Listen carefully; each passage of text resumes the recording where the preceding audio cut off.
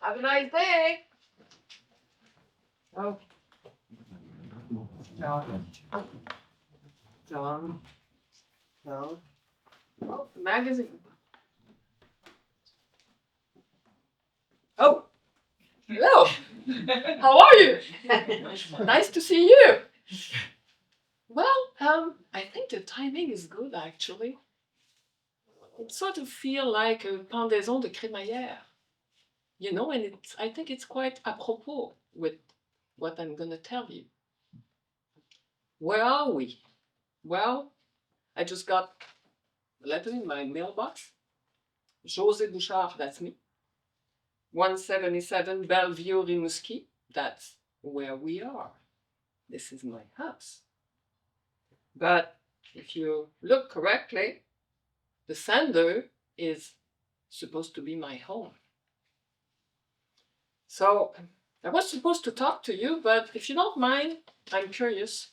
So I would like first to read the letter, and then we can talk. Dear Josée, yeah, that's me. Check. You must be surprised to find in your mailbox my letter. How is it possible? Can a house write a letter? Can it have thoughts, opinions, memories? Opinions, memories. Well, I have to admit, last night I had quite a lot of wine. But at least it was a good one. It was a Fleury, un Grand Cru du Beaujolais. Just gorgeous, wonderful. But not enough to hallucinate. Can a house communicate with me? Huh? Well, the universe is changing, and with it, some would say it brings other dimensions to our way of life. So bear with me and accept to play the game. I can promise you, you will not regret it. Okay, for what it's worth, I can play along. Can we? This letter, why now, are you thinking? Definitely, among other thoughts. Why not? It is the perfect time. You chose to move back in me with your spouse, Jean-Marc, after offering me a rejuvenating cure that went on for 8 months, making me feel 40 years younger and full of energy, ready to go on as your protector for many years to come. That's actually true. I moved back with Jean-Marc at the end of September. I sold the house right next to this one to move into this one, which had been my family house since 1961, a long time ago. Whoever is behind this prank must know me quite well. Would it be one of you?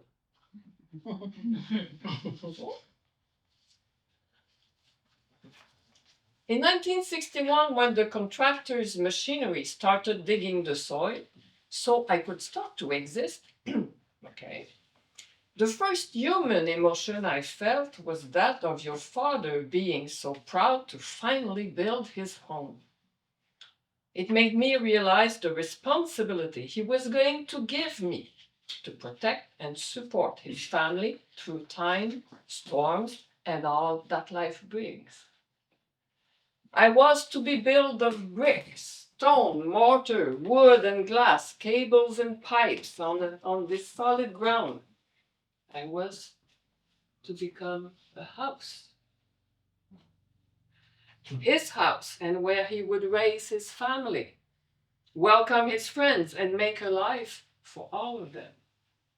A place he would call home.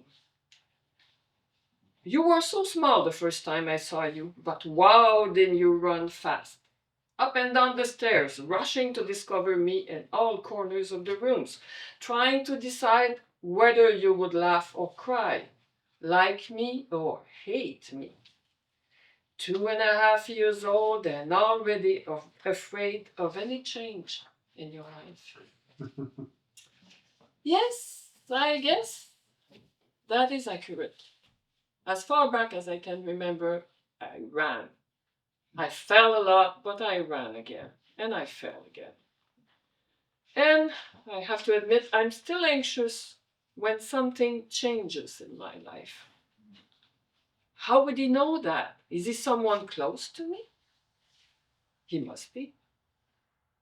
Well, I can't forget the fact that it's true, at 2 years old, I told Dad, I hate this house, I don't want it, and I don't want to live in it, and I will never like it.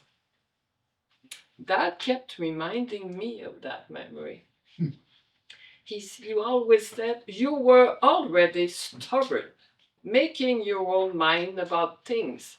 And I knew from that moment on that you would grow like that, strong-minded and stubborn.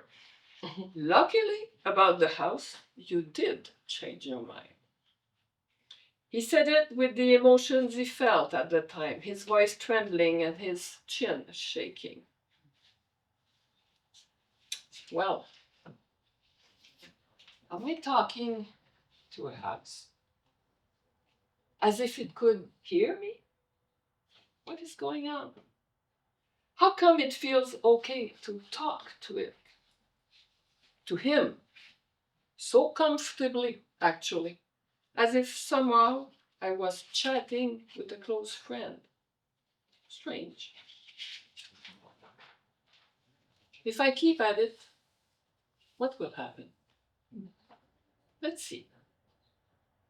I observed you growing up, you and your family, how you became who you are right now. This woman, this mother, this grandmother, spouse, sister, friend. I can feel you. I can understand you. I know you. Well, I have done almost everything under that roof. That roof. I laughed, I cried, I argued, I played, I learned, I got sick, and I recovered, and I got sick in that room over there. I discovered so many things: love, hate, solidarity, friendship, betrayals, fear. I had nightmares and wonderful dreams in that room. I learned the difference between right and wrong, and more importantly, everything that is between. And me being known as the great talker, obviously. I learned how important it is to really listen. Ah, your father used to say Josée started to talk at 11 months old and never stopped after that. And what about your own daughter, Andréane, that gave you this blackwood brick that says, I'm not arguing, I'm explaining why I'm right. How can you know that? You want me to believe you heard it at the time? You brought friends over, so many in this house, and you kicked out stupid idiots too. Oh yeah, that's right. And during all that, well, I always felt secure, loved, protected. Those emotions basically came from my parents, but now that I think of it, they came also from you, my home, my rock, my protector. Oh, I'm being stupid again, answering to a letter. You are reading this letter sitting at your desk, in your house, the one your father built. And he sold it many years later to your actual spouse, Jean. And it is where you chose to come back to live with him. Why don't you admit that I can hear you? Let you be yourself, feel secure as you felt as a little girl. Walls have ears. They are the witness of life as you live it. Why couldn't they connect with you? They were the primary witness of everything you went through, and they protected you. So, Josée, I am what you call home. And I just wanted to welcome you back, Josée. Welcome back home.